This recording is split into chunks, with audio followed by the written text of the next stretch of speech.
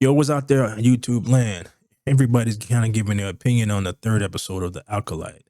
So I thought I'd chime in a little bit and give my own little kind of review. The biggest question is, does it break Star Wars in general? Um, no, because it's so bad that this will probably be forgotten in a year or so. People won't even talk about this. So overall, I don't think it's going to have that much of an effect on just Star Wars in general, other than the damage that Disney has already done to it. But let's get into this. All right.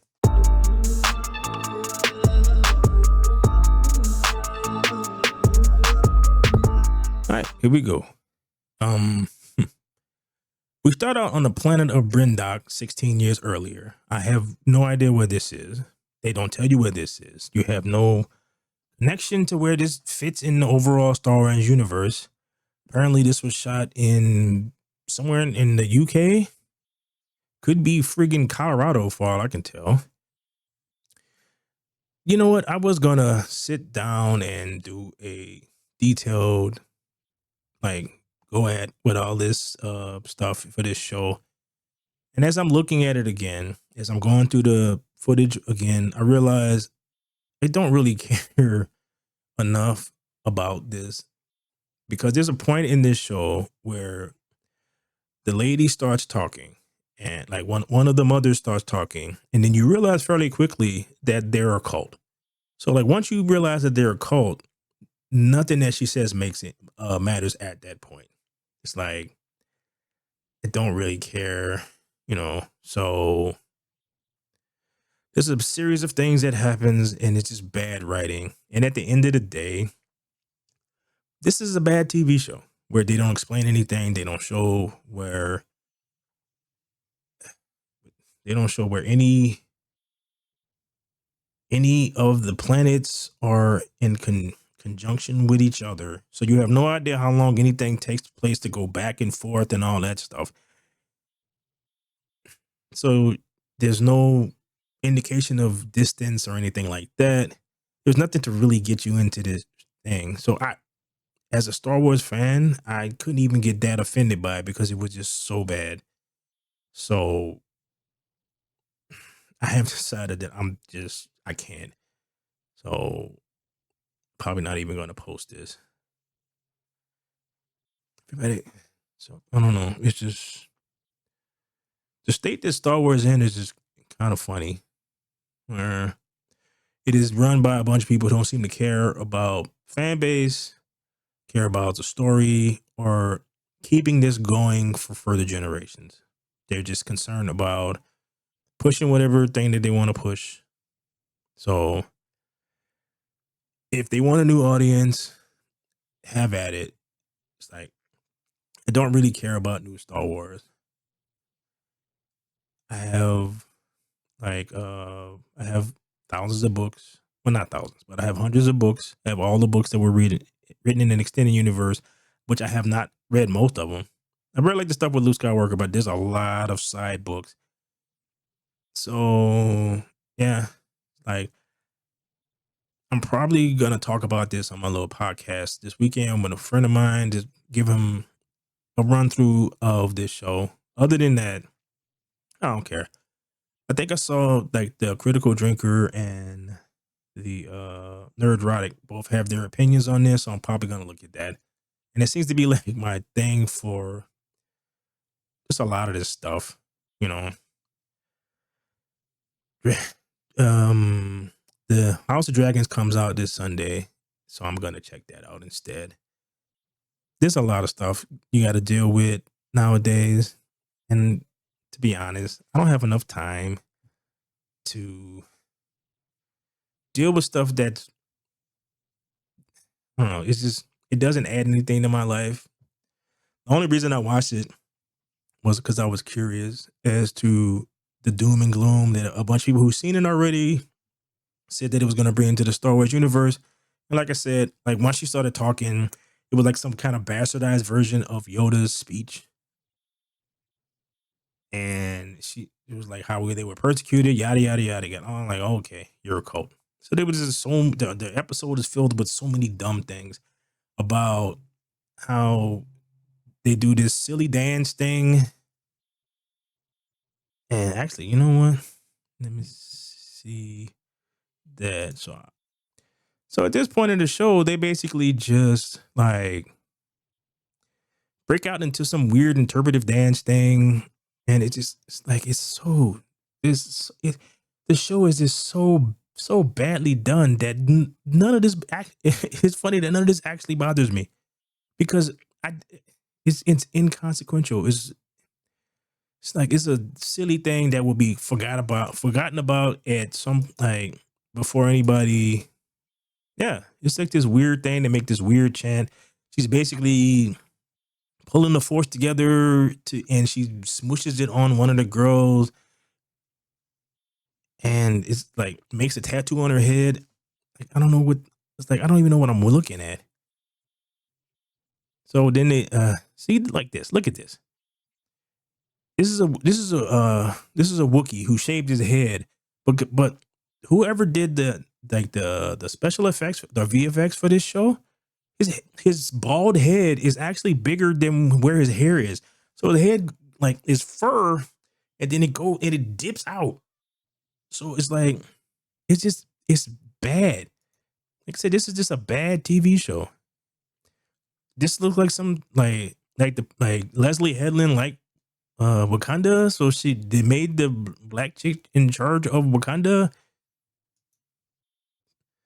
So it's just further dumb stuff. So it's like this. I didn't even want to go through this. I actually feel bad for him, right? Because he's actually seemed to be giving it his all. Like everybody else is just kind of like there. He comes across as a likable character. Now, this is part of the end where he seems to be showing a lot of emotion for a Jedi, but you know. So let's see if I can get to this point where like so she tells him not she tells her mothers over and over and over and over and over and over again that she does not want to be witch. Over again. Tells her sister, tell everybody. And everybody basically ignores her. So they're trying to make her be something that she's not, at the same time talking about how they're being persecuted, which is kind of funny. It's like the person who wrote this can't seem to see these two things at the same time. It's like you're complaining about one thing, but you're doing the exact same thing that you're complaining about. So the Jedi decide to take her. The Jedi decide to take her with them because she passed the test. They did the midichlorian thing, yada yada yada yada. Her sister tried, like her mothers tried to get her to lie. Her sister tried to get her to lie, but she doesn't want to do any of this other stuff. Her sister's like a true believer. So this is her getting ready to go because she's told everyone again that she wants to leave. She's like, no. Her sister takes this lamp off the wall, burns this book, and it's like a huge fire. I don't know what's in the lamp. I don't know how this even goes together because it's a small lamp. See, it's a small lamp that turns into a huge bonfire in a stone mountain. But this is what I mean. It's just everything about this is just so freaking crappy. So she escapes. I don't like fire. So she escapes the way that she normally got. I guess she normally gets out. And she goes to this thing. And she's having a conversation with her sister. All right, so I can see this. There's a spot. Hold on. I may have to start it. So she falls, right? Right. So let me go. All right. So see, all right. See, this is a little like pit that she's in. She's having a conversation with her sister. And oh yeah. The funny thing is that they blame each other for what happened. Because everything is exploding.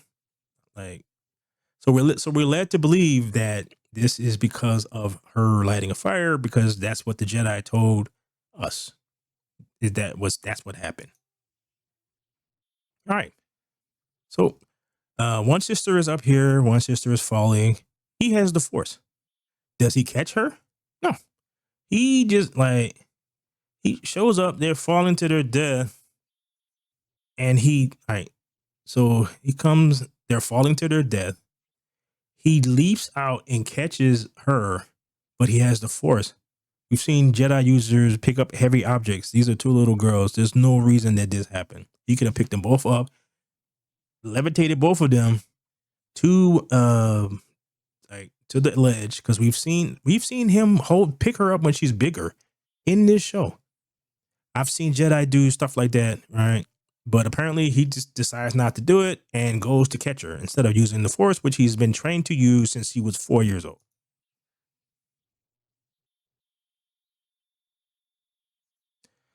So again, not using the force, he pulls her up on the ledge using just basically his like he doesn't use the force. He pulls up on a ledge just basically using his strength.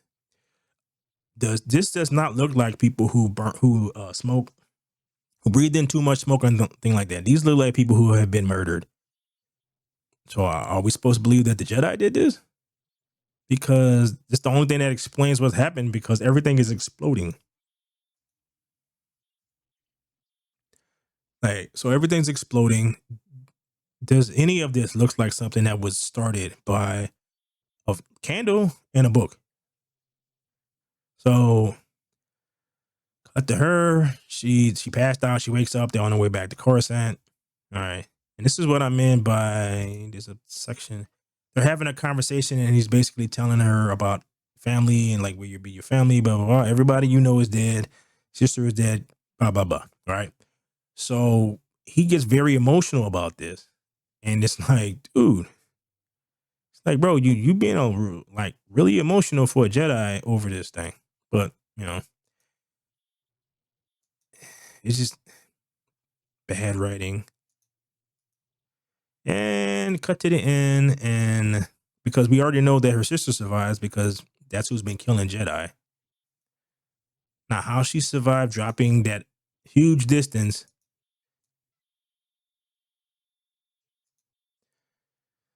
So she fell like on a metal bridge a long distance. She don't have a scratch on her or nothing. How she survived, I don't know. But she did. And this is supposed to be the cliffhanger, I guess. I don't know. At this point, I'm like, I'm done. Everything about this show is just kind of dumb. And at the end of the day, this is just a bad show. First 3 episodes, I tried to. I can't even like hate watch this for clicks and all that stuff, because it's just bad. It's just a bad show. It's a bad show that's poorly written by people who shouldn't have got the positions that they got, and who knows why they got them, for probably a bunch of reasons that I'm just not going to go into, because I'm tired of talking about that stuff. And this is the reason why we just can't have anything good. So I'm gonna try to. I don't know how well I'm gonna do this. This is probably not gonna be that long. I'm just gonna edit what I have together, because I did like partially through this. I just like I don't even care enough to do a full review on this.